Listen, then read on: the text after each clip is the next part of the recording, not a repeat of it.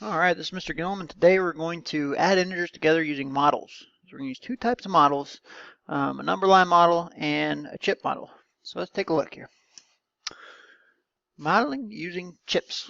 So each of these circles represents a chip. That's what we're going to call it. And I'm going to go ahead and call the blue chip positive. So blue chips are positive, and we'll do red chips. Where's the red at? Is that red? It's hard for Mr. Gilman to tell. I don't know. One of these looks like it's red. Okay, this guy will be red, and he'll be the negative chip. And so each one of those blue ones equals a positive one, and each one of those negatives equals a negative one. So let's start out with the first problem, and we're going to start adding numbers together. What the problem says is negative 3 plus 4. So what I'm going to start with is negative 3. So to get negative 3, it's saying negative 1 3 times. So we're going to have a red one, and a red one. 3 negatives, and that goes with the negative 3. And we got 4 blue ones. 1, 2, 3, 4. Now, for every electron, there's a proton, and their charges cancel out. This is kind of the same way as science class. So every time we have a negative, it'll cancel out a positive one. Each of these negatives cancels out a positive. It's called the additive inverse property, which you'll learn a little bit later. But what's left is I have one positive chip left, representing positive 1. So I don't need to write the plus in front of it. I know the answer is 1, and it's confusing that I circled the 1, so let's just not circle the 1. My answer is 1. Okay, negative 3 plus 4 equals 1. Let's take another look at another one here, number 2, negative 2 plus 5. Negative 2 plus 5. Now you might be able to do it mental math, but right now I'm seeing if you know how to use the models, because that's going to be important later as well.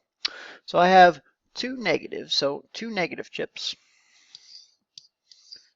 and I have 5 positive chips.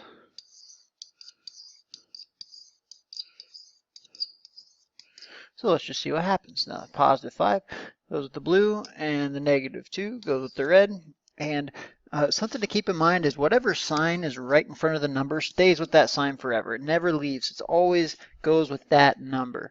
Okay, so if we rearrange the order of something, if there's a negative, it has to stay a negative in front of that, even if we move it around in the equation. And what I see here is those negatives cancel out with those positives. What I'm left is with 3 blue chips. So I'm going to say my answer of negative 2 plus 5 is 3. All right, so let's take a look at another one here. This one. This one's a tricky one. I see I have negative 1, and I also have, or plus, another negative 5. You see how the negative's right in front of the 5? That represents negative chips. So we're in the hole, and we're going farther in the hole. So I'm starting with 1 negative chip, and I have another 5 negative chips. How many negative chips do I have total? 6 negative chips. So my answer would be negative 6. All right. And finally, last but not least, we're going to start with negative 6. So 6 negative chips. And 2 positive chips. And so together, it looks like I'm going to have a negative outcome of 4. 1, 2, 3, 4. There we go. So now we're adding integers using models of chips. Chips are going to be our models. So if you don't have colors in front of you, that's okay. Just put pluses or minuses in them so I know what you're talking about. Let's do a few more real quick, and we're going to go a little quicker this time. The red chips are the negatives, and the blue chips are the positives. Oops. There we go. And so this time we're starting with the negatives again.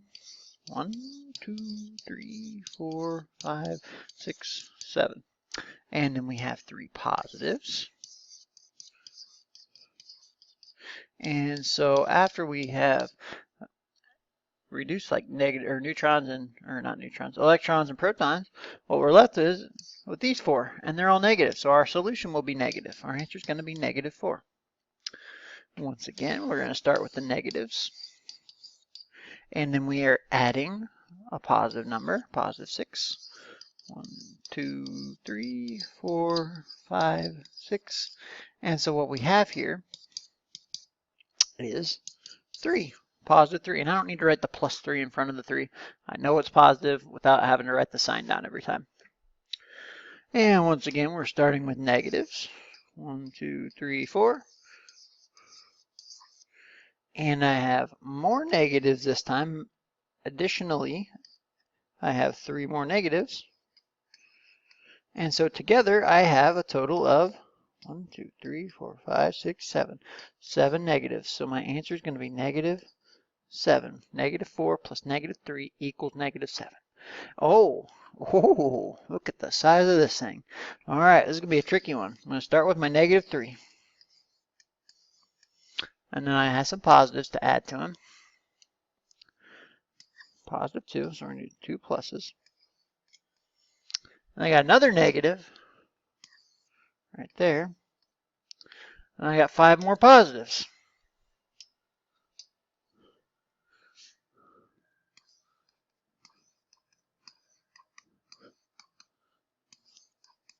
And so now I have all these chips here, all these models of chips here.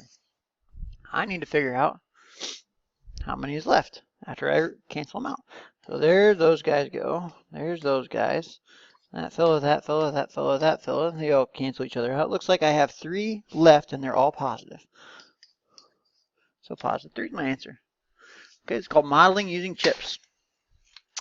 Now, let's go on. We're going to use a number lines model. Okay, and this is particularly my favorite. This is how I visualize when I add numbers together. And what we're going to do is we're going to start at the first number. We're going to always start at the first number. Let's just use a whole different color. Let's use brown. We always are going to start at the negative 8 or the negative 7 or the 5 or the negative 4. Whatever that first number is, that's where we're going to start on a number line because that's our starting value. We're just going to put a point there at negative 8. Or a point there at negative 7, or a point at 5, which is way up here. We know that 5 is bigger than any negative number. And the negative 4, right there, that guy. Okay, and then from there, the next part's going to tell me which direction to go. In this case, it says I'm growing 7 in the positive direction. So let's just use this little pink color. So I'm going 7, 1, 2, 3, 4, 5, 6, 7. So where I end up is negative 1. So I know negative 8 plus 7 is negative 1. This one can be confusing. I'm adding 2 more negatives, right? So I'm starting negative right here, and I'm additionally adding more negatives to it. So I shouldn't be getting bigger, I should still be getting smaller. Now I'm at negative 9.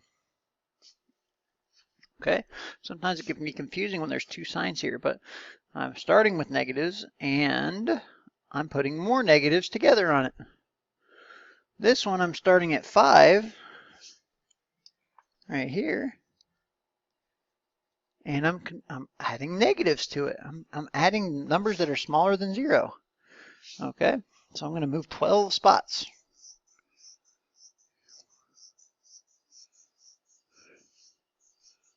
All the way down to negative 7.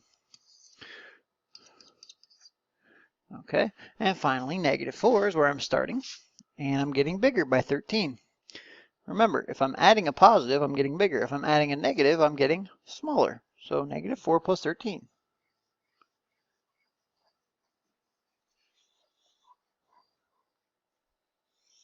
9. Now, I want you to look at these and I want you to see if there's any patterns here. I'm going to highlight a few things that I notice. I notice that negative 8, or just 8 itself, is bigger than 7, and the 8 is negative, and we got a negative answer. I notice that both of these numbers are negative, and we got a negative answer. I see that this was positive and this was negative, but negative is bigger on the 12 than the 5.